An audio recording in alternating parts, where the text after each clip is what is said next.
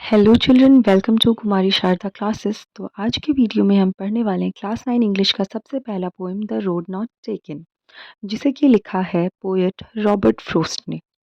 तो चलिए देखते हैं क्या है इस पोएम में। पहले यहाँ पे पोएट के बारे में बताया गया है। This well known poem is about making choices and the choices that shapes us. Robert Frost is an American poet who writes simply but insightfully about common ordinary experiences. तो अगर हम रॉबर्ट फ्रोस्ट की बात करें तो Robert frost एक American poet है जो कि बहुत ही सिंपल वे में बट बहुत ही इंसाइटफुली लिखते हैं किन चीज़ों के बारे में, हमारे जो डेली लाइफ एक्सपीरियंसेस है जो कॉमनली हर इंसान अपनी लाइफ में फेस करता है उन चीज़ों के बारे में। और इस पोएम में उन्होंने किस चीज़ के बारे में लिखा है? About making choices. मतलब जब हमारे पास दो ऑप्शंस हो लाइफ में तब हम कैसे किसी एक ऑप्शन को चूज़ करते हैं और कैसे वो एक चीज़ जिसे हमने चूज़ किया है वो हमारे फ्यूचर को, हमारी लाइफ को शेप करता है। मतलब क्या, किस तरह से वो हमारी लाइफ को अफेक्ट करता है। तो चलिए इसके सबसे पहले स्टेंजा से स्टार्ट करते हैं। Two roads diverged in a yellow wood and sorry I could not travel both and be one traveller long I stood and looked down one as far as I could to where it bend in the undergrowth. तो यहाँ सबसे पहले line में Robert frost क्या बता रहे हैं? Two roads डाइवर्ज्ड मतलब दो रोड है, दोनों अलग अलग दिशाओं में जा रही है। और दोनों किस तरफ जा रही है? दोनों की एंडिंग्स क्या नज़र आ रही है? एक येलो वुड। वुड मतलब यूजुअली फॉरेस्ट के लिए कहा जाता है।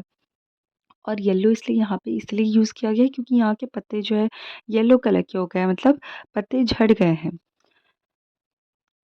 And sorry I could not travel both. और जैसे कि वो इंसान तो एक है तो वो एक बार में तो एक ही रोड पे ट्रैवल कर सकते, एक साथ तो दोनों रोड पे ट्रैवल नहीं कर सकते, तो इसलिए बोल रहे हैं and sorry I could not travel both and be one traveller long I stood. जैसे कि वो एक ही ट्रैवलर है, उन्हें एक ही रोड पे ट्रैवल करना है, तो वो बहुत देर तक खड़े होकर सोच रहे हैं कि आखिर कौन से रोड पे जाया जाए। And looked down one as far as I could. और वहाँ से खड़े होकर वो दोनों ही रोड्स की तरफ देख रहे, जितनी दूर तक नजर आए कि आखिर अंत में जाकर वो रोड है कैसा। To where it bent in the undergrowth, तो वो उस रोड को जो खड़े होकर देख रहे, कहाँ तक देख रहे? एकदम एंडिंग तक, जहाँ तक उन्हें उस रोड के नजर आए। और आगे जाके वो कैसा नजर आ रहा है? दोनों ही रोड जैसे वो पेड़ों से, घास से मतलब एंड हो गया हो। तो यहाँ पे वैसे तो यहाँ पे दो मतलब रोड्स की बात की जा रही है जो येलो वुड्स पे एंड हो रहा है, बट एक्चुअल में यहाँ पे पोएट उसे किससे रिलेट करे? हमारे लाइफ की सिचुएशन से, जब हमारे पास दो चॉइसेस होते हैं और दोनों में से हमें एक सिलेक्ट करना होता है। क्यों? क्योंकि हम एक ही इंसान है, हम एक ही चीज़ एक बार में चूज़ कर सकते हैं और हमें तभी बहुत वाइज़ली डिसीजन लेना पड़ता है ना? तो हम किस तरह से डिसीजन लेंगे? हमें देखना पड़ेगा कि आखिर अगर हमने ये चूज़ किया तो ये कहाँ पे जाके एंड होने वाला है, या फिर वो चूज़ किया तो वो कहाँ पर जाके एंड होने वाला है। और हम कितना भी सोचें, हम एक लिमिट तक ही सोच सकते हैं, है ना? फिर देखो सेकंड स्टेंज़ा में क्या बताया है ऑथर ने, मतलब पोएट ने। Then took the other just as fair and having perhaps the better claim, because it was grassy and wanted wear. Though as for not that the passing there had warned them really about the same. तो देखिए यहाँ पे क्या बताया poet ने कि जैसे एकदम फेयरली, मतलब एकदम सही तरीके से जैसे कोई भी ट्रैवलर करता, उन्होंने भी उनमें से कोई एक रोड चूज़ कर लिया और इसके लिए उन्होंने एक बेटर क्लेम भी रखा। क्या क्लेम रखा? क्यों लिया उन्होंने वो वाला रोड? क्योंकि वो रोड दिखने में कैसा लग रहा था? ग्रासी। मतलब वो बहुत ही ज़्यादा ग्रासेस से भरा हुआ था, ग्रीन ग्रीन था। एंड वांटेड वेयर मतलब देखने में ऐसा लग रहा था जैसे बहुत कम लोगों ने ही उस रोड को चूज़ किया हो। Though as for that the passing there had worn them really about the same. लेकिन फिर वो कह रहे हैं कि पर जब हम उसको क्रॉस कर रहे हैं तो देखने में ऐसा लग रहा है कि जैसे कि ये और वो दोनों तो लगभग सेम ही रहा होगा। क्योंकि यहाँ पे भी अगर हम ग्रासेस को देखें तो जब उन पर कोई चलता है तो वो जैसे कुचल जाते हैं, वैसे ही कहीं न कहीं इस तरफ वाले रोड की ग्रासेस में भी वैसा ही नज़र आ रहा है। एंड थर्ड स्टैन्ज़ा देखिए, and both that morning equally lay in leaves no step had trodden black. Oh! I kept the first for another day, yet knowing how way leads on to way, I doubted if I should ever come back. तो देखो वो कह रहे हैं कि लेकिन जब morning होती है तो देखने में दोनों ही रोड लगभग एक ही जैसा लग रहा है। ऐसा लग रहा है जैसे दोनों ही रोड एकदम हरे-भरे हैं, दोनों तरफ अच्छी तरह लीव्स पड़े हुए हैं। और फिर वो सोचते हैं कि मैंने तो एक रोड ये सोच के रख दिया कि अगले दिन मैं उस रोड पे चलूँगा, आज इस रोड पे चल लेता हूँ। लेकिन कभी ऐसा हो पाएगा क्या? क्योंकि जब हम एक रोड पे चलते हैं तो वो एक रास्ता एक जगह पे ख़त्म नहीं हो जाता, फिर वो हमें दूसरे रास्ते पर लेके जाता है। मतलब जब हम लाइफ़ में कोई एक डिसीज़न लेते हैं, तब हम वही डिसीज़न लेकर के वो वहीं पे लाइफ़ स्टॉप नहीं हो जाता। उसके बाद फिर उसके अकॉर्डिंग हमें दूसरा डिसीज़न लेना पड़ता है, तीसरा डिसीज़न लेना पड़ता है। तो जो हमने स्टार्टिंग में 2 चॉइसेस में से एक चूज़ किया, तो क्या कभी हमें वो वक़्त मिल पाता है कि जो दूसरे चॉइस को हमने छोड़ा, उधर भी हम जाकर देखें आखिर क्या है? वो समय तो नहीं मिलता। तो इसीलिए अब जो पोएट है वो डाउट कर रहे हैं कि मैंने जो पहला वे छोड़ा, आखिर क्या मैं कभी उसमें जा पाऊँगा? I shall be telling this with a sigh.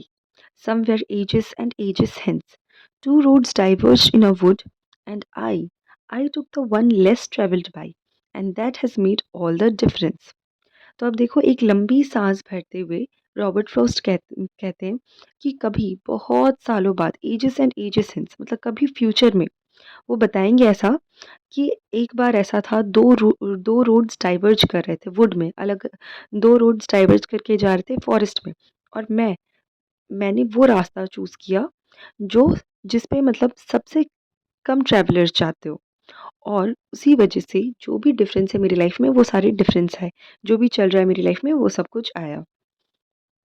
तो वही चीज़ वो कह रहे हैं कि मतलब हमारे वो कह रहे हैं कि जब फ्यूचर आ जाएगा तब वो अपने बारे में बताएँगे सबको एजेस एंड एजेस हेंस मतलब कभी फ्यूचर में वो सबको बताएँगे कि एक वक़्त ऐसा था जब 2 रोड्स डाइवर्ज कर रहे थे मतलब उनके लाइफ में 2 चॉइसेस थे और उनमें से उन्होंने इस वाले ऑप्शन को चूज़ किया। वो बताएँगे उन्होंने किस वाले ऑप्शन को चूज़ किया और फिर बताएँगे कि मैंने उस ऑप्शन को क्यों चूज़ किया क्योंकि उसे चूज़ करने वाले बहुत कम लोग हैं, यानी कि उस रोड पे बहुत कम लोगों ने ट्रैवल किया है और उसी कारण से आज उनकी लाइफ में जो भी डिफरेंसेस है, जो भी अंतर है बाकियों से, वो सब कुछ आए हैं। मतलब उसी रोड को चूज़ करने की वजह से, उसी ऑप्शन को चूज़ करने की वजह से, उनके उस डिसीज़न की वजह से, उनकी लाइफ में भी जो भी बदलाव है या जो भी चीज़ें चल रही हैं, उसी वजह से।